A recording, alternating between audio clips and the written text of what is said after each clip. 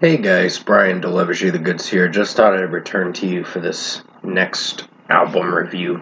It's one that is really anticipated for, highly anticipated for, that I was excited for All That Remains, Anti-Fragile, their new record that I got a chance to check out for myself, see what I was going to think of this 43-minute record of 10 tracks. So I'm going to discuss what I listened to for all 10 of the songs, which is a almost 43 and a half minute record, and let you know my thoughts on All That Remains' his new record, Anti-Fragile. So let's dive into this album review. So pretty much it starts with Divine, which is the opening single and the first song, the opening track to this record.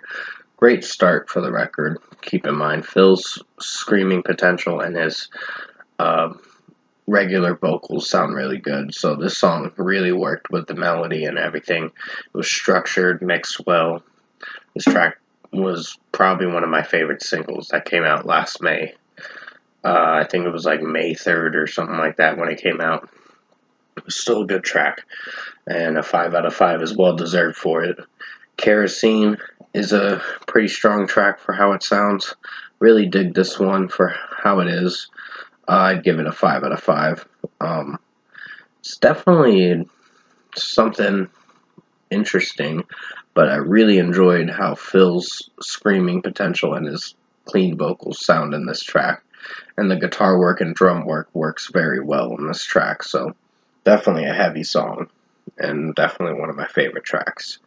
No Tomorrow is a personal favorite track too, that I really enjoyed.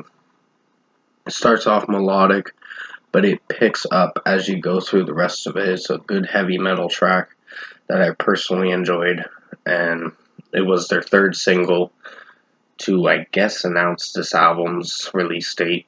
Well, the album didn't get its official release date till like close to the end of last year,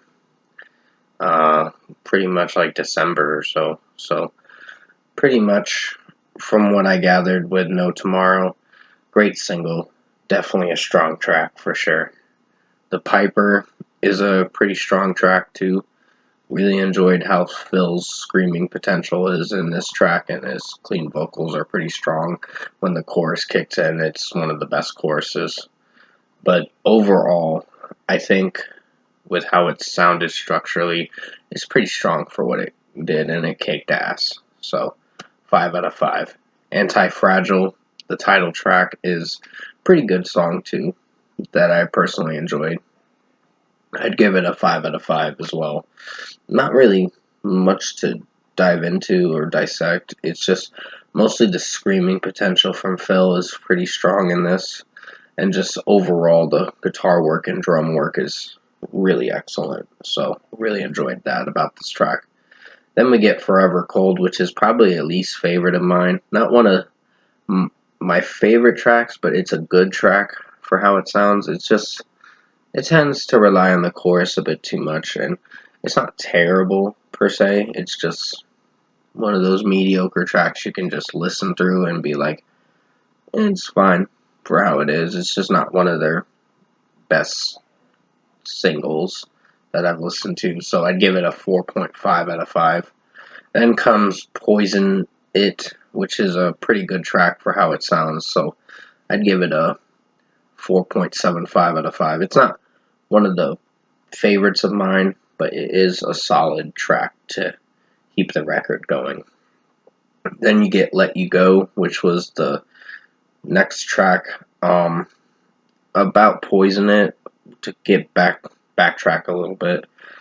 Poison It was really strong, was in some ways with Phil's screaming potential, and overall I think with how this overall track sounded, instrumentally it was pretty awesome, but execution wise with some of the delivery with lyrics and just how the chorus came in, it was like, it's fine. It's just pretty good in its own way. Now to talk about Let You Go. A pretty good song in its own way. I'd give it a 4.75 out of 5. The screaming potential is pretty strong. It was the second single that came out in the summer of 2024.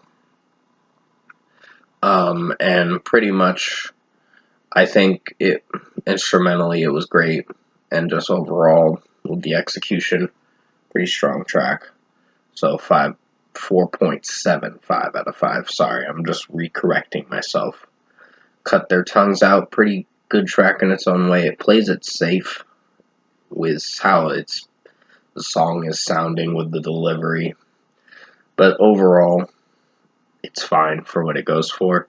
Not one of my personal favorite tracks, but it's good for how it sounds. So, yeah, 4.75 out of 5. It's not one of the worst tracks. I like Phil's screaming potential in this track, and this track is pretty fucking heavy for sure. So, it's pretty good.